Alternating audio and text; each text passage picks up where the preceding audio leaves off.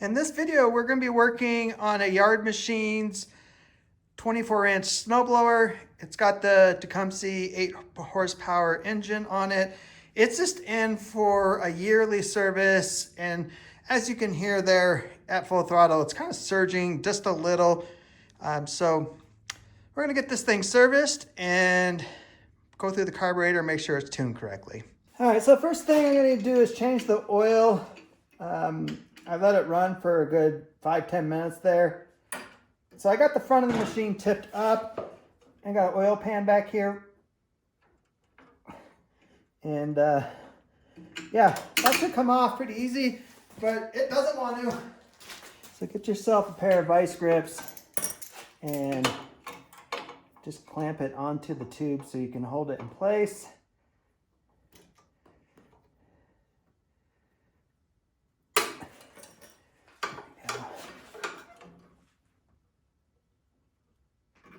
Oh, that sucker's on there.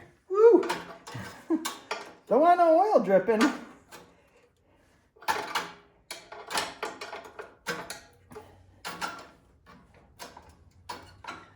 And then we're just going to let it sit and drain here.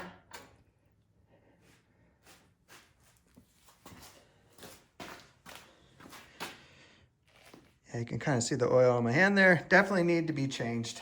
Okay, that finished draining, so you just put your oil cap back on.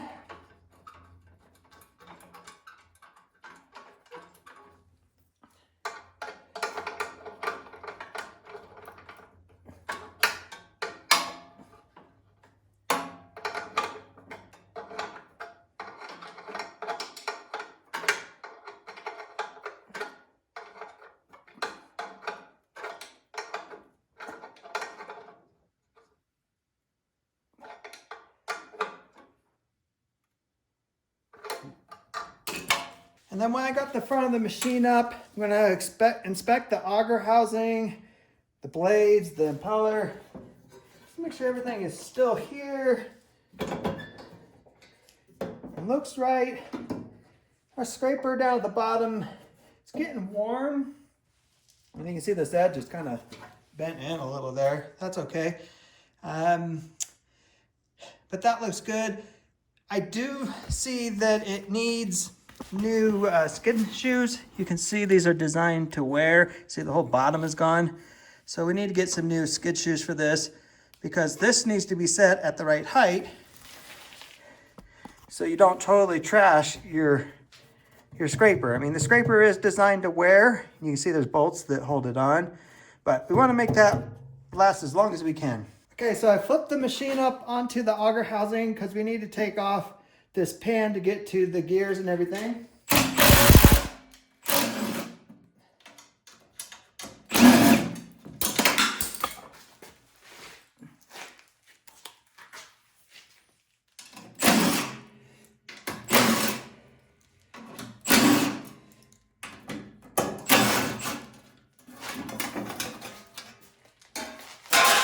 And then what I'm doing here is I'm just inspecting the friction disc, making sure it's not grooved. Look at the friction wheel, make sure this rubber is not destroyed. Everything's moving as it should. Kind of visually inspect the springs and stuff just to make sure nothing's gonna break anytime soon, and we're looking good. So we just need to put some oil on the shaft for the gear selector. So you just need a little bit of oil. Just put it on there. Doesn't need a lot. Just kind of rub it on both sides and then switch your gear back and forth. Work that in.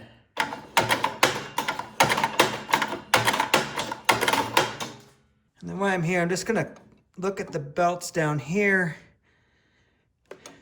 We're gonna check them on the top too. Kind of, see the bottom side and the top, but these belts look good.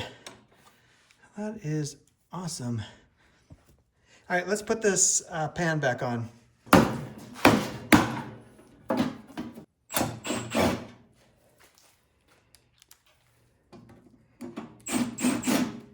right, next I'm gonna pull this wheel off. Luckily, it is coming right off. This is getting a little dry, so I'm just gonna put a little bit of grease on it.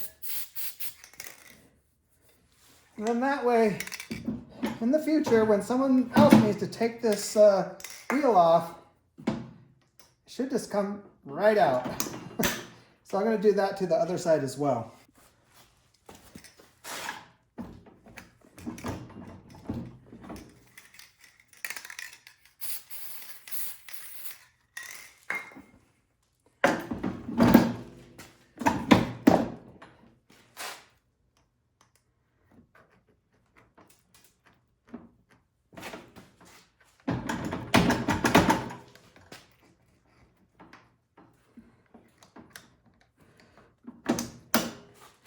Now we're moving on to inspecting the belts from the top side. This plastic piece is broke, but not the end of the world. We're just visually inspecting, make sure they're not dry rotted. Make sure everything's moving as it should. Nothing's binding. Looks pretty good to me. All right, let's change the spark plug.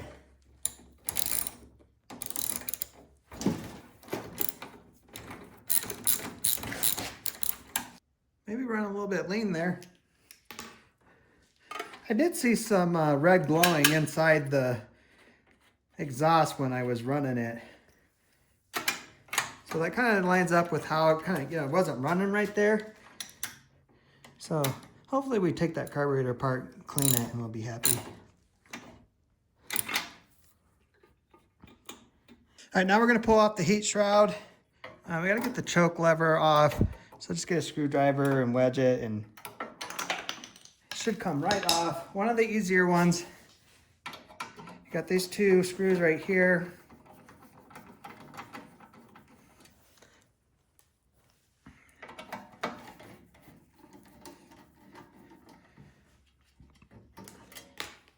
Got an 8mm bolt up here. And we just got one more screw up on the front here.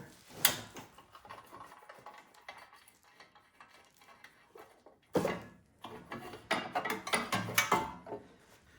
right, and then just disconnect the kill wire so we can get this piece out of the way. All right, there's two ways to take this off. You got one of the bolts here, the other one's back behind, or you can just take off the whole intake. I personally like this taking off the whole intake. I don't have to fuss with trying to get to that bolt back there. I mean, not that it's not impossible. It's just personal preference.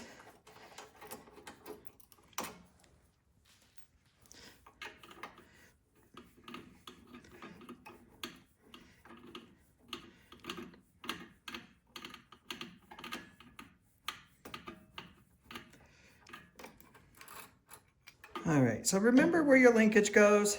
Mine's just right in that middle first one there. Take our prime line off.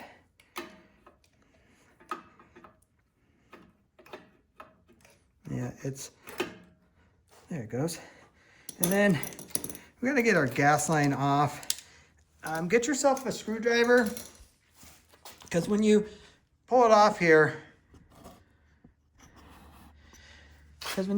gas is gonna go everywhere. It's one of the hazards of doing this job. Now, on the other side, put a fuel clamp on it. So I'm gonna have a little bit of leakage, but then it's not gonna flow everywhere. Just pull and wiggle, twist. It'll come off.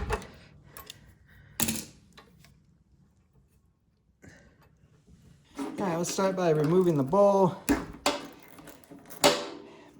I think we should be able to leave the intake on. We'll see here. There's your main jet.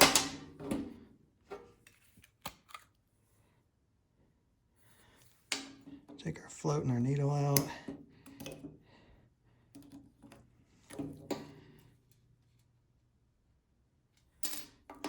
Oh, needle stayed behind.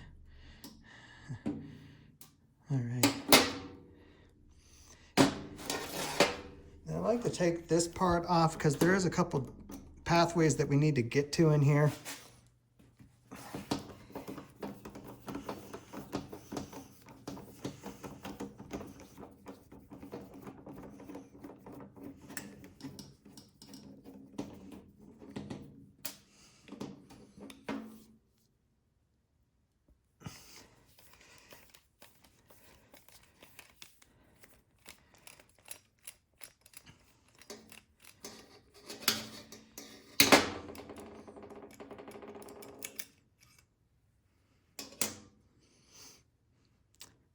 Yeah, you can kind of see that discoloration there.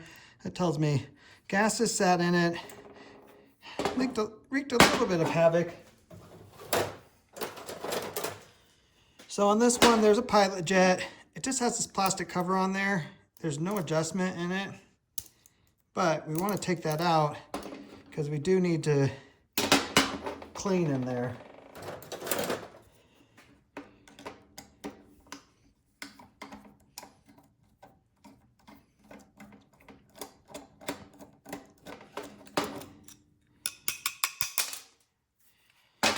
All right, so this is the little pilot jet. There is a hole right in the tip here, and there's 2 holes on the side, so we did make sure that those are clear.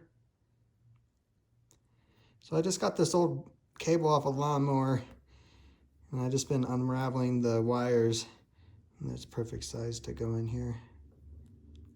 So that's going through just fine. And then off camera, hold it up to a light and make sure you can see light through it. And you won't be able to see light through that tip, but through these holes over here. So that's clean. We got our main jet.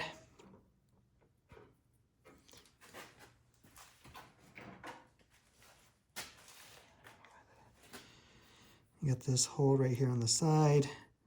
Make sure that that is clean. And you got this hole right here too. Make sure there's nothing gunking that up. You should see it come right through. Oh, look at that. There's a little piece of gunk right there. All right, next, get yourself some carb cleaner because we're going to spray it through the tip of the pilot jet, through the main jet. We'll spray it where the pilot jet goes in, which is right down there.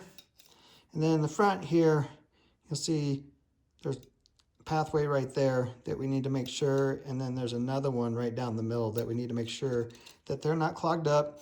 And then we'll also spray it right through the center to make sure nothing's clogged in there. Okay, so I got all those parts cleaned. I always do that off camera. Safety goggles on. You do not want carb cleaner in your eyes or on your phone. It will ruin it. Let's see here. Put that on last. Put our float and our needle back on.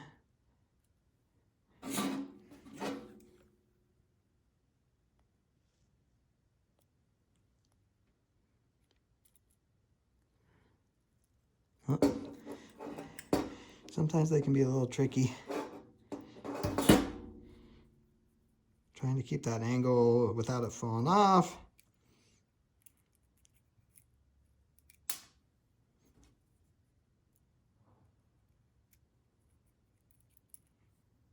Yeah, come on. There we go. Let's try that again.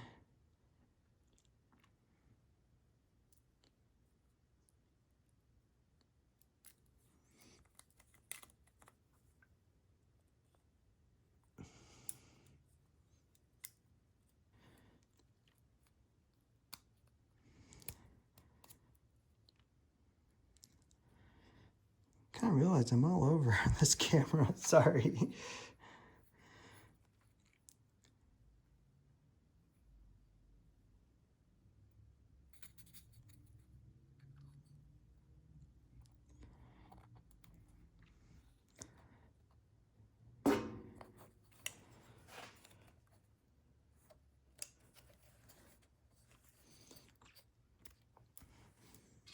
Just work that bowl back on that gasket, and then put our main jet back in.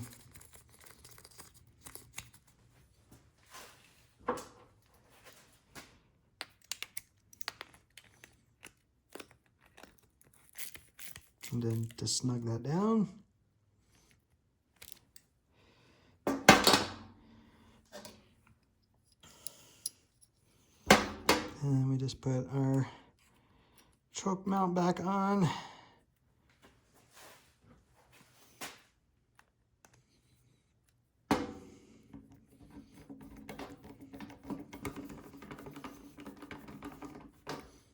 Okay, let's put it back on. We'll start with the throttle linkage and our gas line.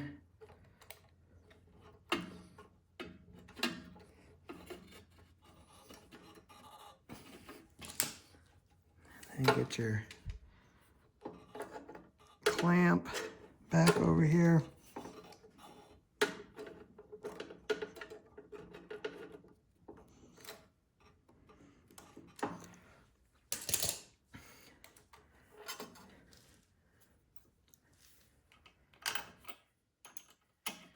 Just kind of start your bolts for the intake.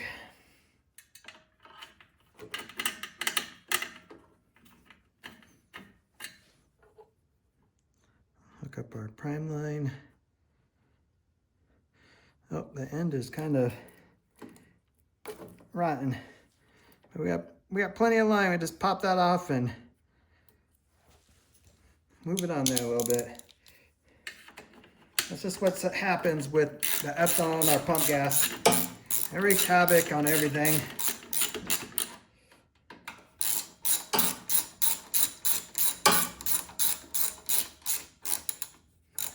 All right, now we just need to add some oil. So make sure you have some 5W30. I happen to have Arians.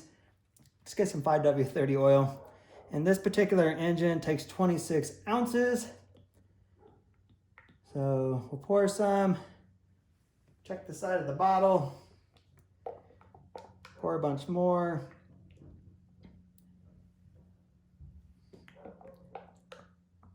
All right, so I don't have the heat shroud on yet, but I'm just gonna try to start it. When these things are tuned right and cleaned and freshly serviced, you should be able just to pull start them. And I like to use the electric starter, but what happens when you don't have a power cord? So we're gonna put this in idle. We'll full choke it. I'll remove my hose clamp. Let the gas fill up in there now. Prime it, and we'll pull.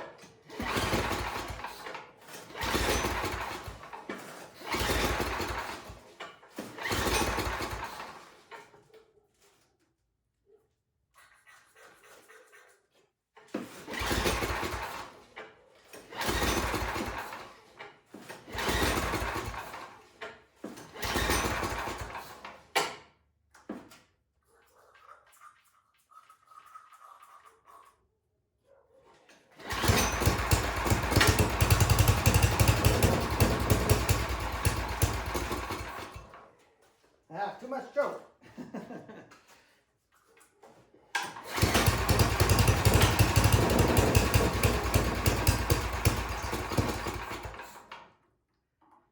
It's got a little bit more throttle. This is an older Tecumseh motor.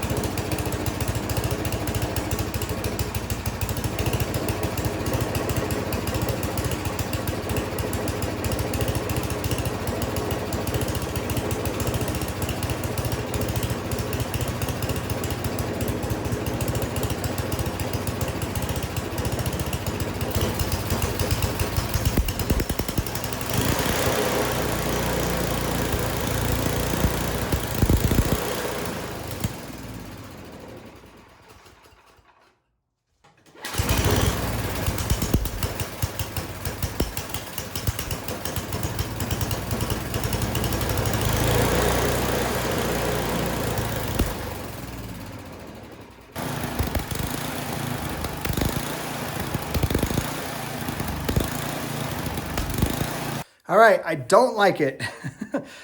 Even after cleaning it, you can hear it surging there. It is not running right. Those carburetors are so stinking cheap. They're like 15 to 20 bucks. A lot of people just replace them. They don't even clean them. I at least make that attempt. So I'm gonna order a new carburetor, and then I'm gonna order the new skid shoes, and I'll be back with them. All right, our new skid shoes came in. Here's the original one. See how gone it is? And that's what it should look like. And these are designed to wear, so when they wear, you just put a new one on.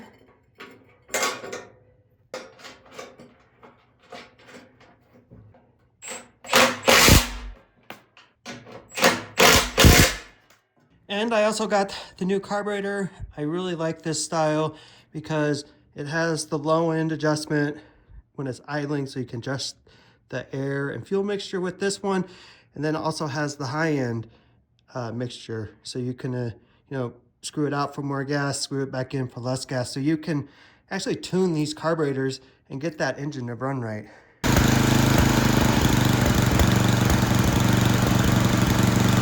All right, guys, that's it. It's running.